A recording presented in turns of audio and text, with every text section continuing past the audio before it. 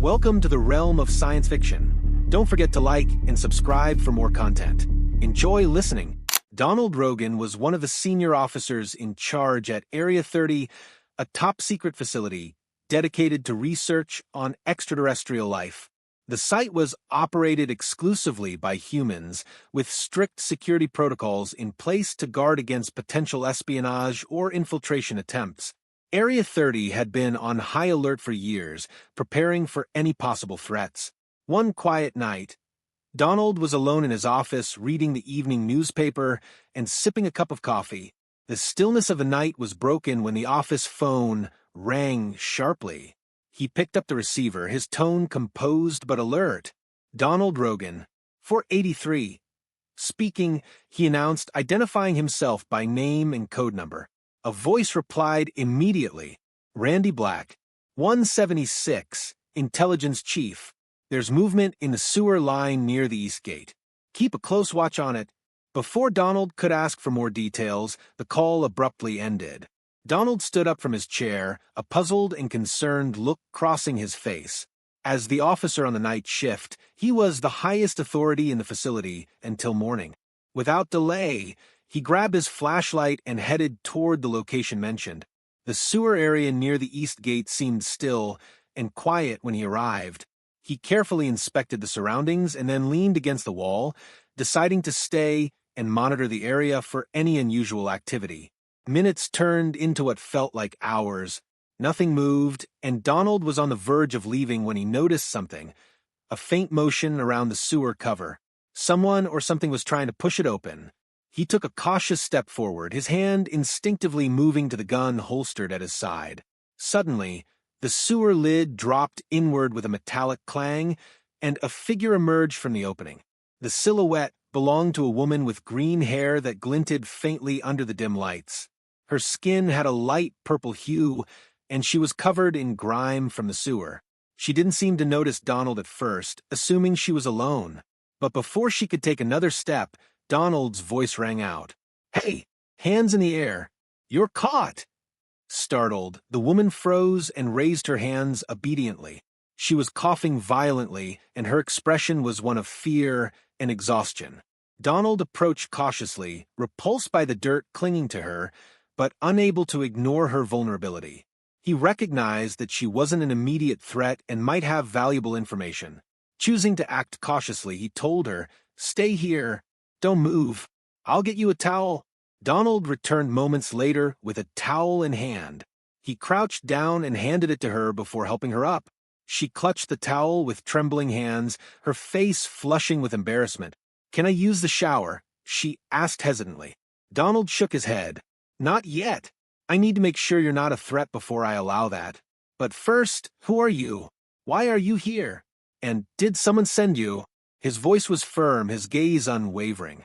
The woman wrapped her arms around herself, shivering slightly as she began to speak. "My name is Zyra. No one sent me. I ran away. I'm alone, I swear. Please trust me. I just need a place to hide. I mean no harm." Donald narrowed his eyes, scrutinizing her every word and gesture. Her voice carried an edge of desperation, but there was also a ring of truth in it. Still, the protocols of Area 30 dictated that trust was earned, not given. "You say you ran away, but from what? If no one's chasing you, why sneak in through the sewers? There had to be a better way." Zyra hesitated, her eyes darting nervously. "I escaped from my own world. Things there got bad. A group wanted to silence me. Coming here was my only chance at survival. I had no choice." Donald listened carefully, weighing her words. Her story seemed plausible, yet it could easily be a fabricated tale designed to lower his guard. "Getting here should have been impossible," he said, his tone probing. "How did you manage it? And how can I be sure you're truly alone?"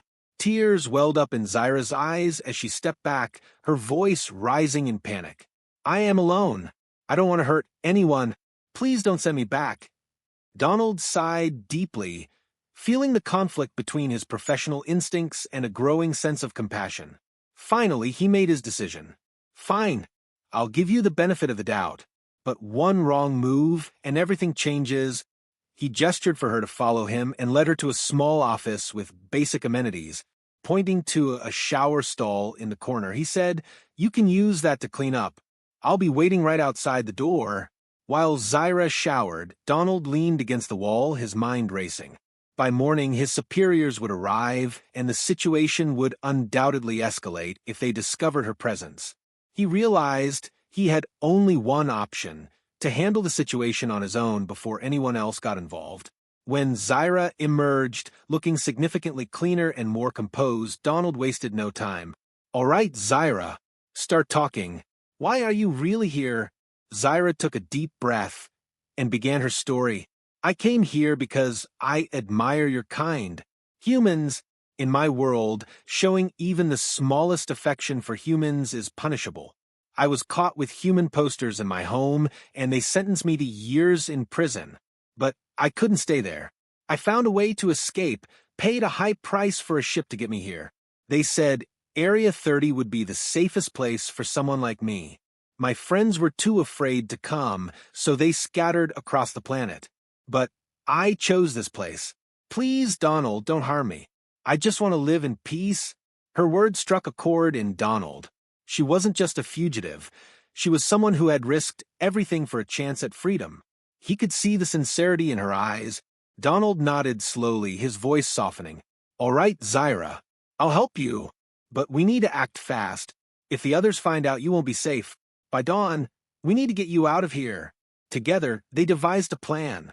Donald would hide Zyra in the back of a supply truck and take her to his home. From there, he could keep her hidden and safe. When morning came, everything went smoothly. Donald drove out of Area 30 without raising suspicion. Once home, he showed Zyra to a small, cozy room. "You're safe here," he assured her. "No one will hurt you." In the days that followed, Zyra adjusted to her new life, and Donald found himself growing closer to her. They spent hours talking, sharing stories of their respective worlds. Donald taught her about Earth's culture, introducing her to music, food, and even the stars through his old telescope. Zyra, in turn, shared tales of her home and her fascination with humanity. One morning over breakfast, Donald finally confessed his feelings. "Zyra, these past few weeks have been the happiest I've had in years. I want you to stay with me, not just as a friend, but as my partner. If you're willing, let's build a life together." Tears filled Zyra's eyes as she nodded. "I'd like that, Donald. You've given me a home, and for that, I'll always be grateful." Their bond deepened with each passing day, and eventually, they decided to marry in secret. It was a union unlike any other, a human and an alien, bound not by duty but by love. They vowed to protect each other and keep their relationship hidden from the world. Together, they created a life filled with warmth, trust, and an unbreakable connection. Donald and Zyra quickly settled into a peaceful routine. Each morning, Zyra would rise early to watch the sun rise, mesmerized by the soft hues of gold, pink, and lavender streaking across the sky. She often described how sunsets on her home planet were a harsh, blinding red, nothing like the gentle beauty of Earth's dawn. Donald would join her on the porch with 2 cups of coffee, a drink Zyra had grown to love despite its bitterness. During the day, Donald taught Zyra about the intricacies of Earth's history and culture. They spent hours flipping through books and watching documentaries, with Zyra's curiosity driving her to ask endless questions. She was particularly fascinated by the diversity of Earth's art and music. Donald introduced her to classical composers, jazz legends, and modern pop icons. Zyra would sway to the melodies, her alien grace, making every movement look like an elegant dance. In return, Zyra shared stories of her own world. She told Donald about the vast crystal plains that shimmered under the light of 2 moons, the bioluminescent forests where every step created a burst of glowing colors, and the intricate social systems of her people. Despite the beauty of her descriptions, there was a sadness in her voice whenever she spoke of her home. "Why do you sound so sorrowful?" Donald asked one evening as they sat by the fire, her hand resting lightly on his. "Because it was never truly home, Zyra replied, her eyes reflecting the flames. There was no freedom there, Donald. No room for individuality. I was taught that love, especially for humans, was a weakness. But here, I feel alive. For the first time, I feel free to be myself. Donald leaned forward, brushing a strand of her emerald hair away from her face. You'll always have a home here, Zyra. With me. Their days were filled with small adventures. Donald took Zyra to secluded spots where they could enjoy Earth's natural wonders without fear of being seen. They visited hidden lakes, where Zyra marveled at the way sunlight danced on the water's surface. They walked through dense forests, Zyra running her fingers over the bark of trees and whispering to Donald about how they reminded her of the forests back home, albeit without the glow. At night, they would sit outside, staring up at the stars. Zyra often pointed out constellations unfamiliar to Donald, tracing them in the sky with her finger. "That's where I came from," she would say, her voice tinged with both pride and longing. Donald would take her hand, squeezing it gently. "And now you're here," he'd reply, his voice steady and reassuring. As the weeks turned into months, their relationship deepened. Zyra began to adopt more earthly habits, trying her hand at cooking, though her dishes often included ingredients Donald had never considered combining. One day, she made a stew that glowed faintly in the dark. "It's a delicacy on my planet," she said, laughing at Donald's skeptical expression. To his surprise, it tasted incredible. In turn, Donald shared parts of his life he'd never opened up about before. He spoke of his childhood dreams of becoming an astronaut, his eventual career at Area 30, and the moral dilemmas he'd faced while working there. Zyra listened intently, her empathy evident in the way she'd squeeze his hand or lay her head on his shoulder during particularly emotional moments. One evening, as they sat on the couch flipping through an old photo album of Donald's family, Zyra turned to him with a solemn expression. "Do you ever regret this? Choosing to be with me?" Donald closed the album and took her hands in his. "Never," he said firmly. "You've brought more meaning into my life than I ever thought possible. Regret has no place here, Zyra. Only love." Their secret marriage was a simple affair, held in the living room of Donald's house. They exchanged vows they'd written themselves, promising to protect and cherish one another despite the challenges they might face. Zyra crafted a small ring for Donald using a fragment of a crystal she had smuggled from her planet, its soft glow a reminder of her origins. Donald, in turn, gave her a simple silver band which she wore proudly. After their marriage, life continued much the same, but with an added layer of intimacy. They fell into a comfortable rhythm, their days marked by shared meals, quiet moments of reflection, and laughter that echoed through the house. However, the shadow of Area 30 always loomed in the background.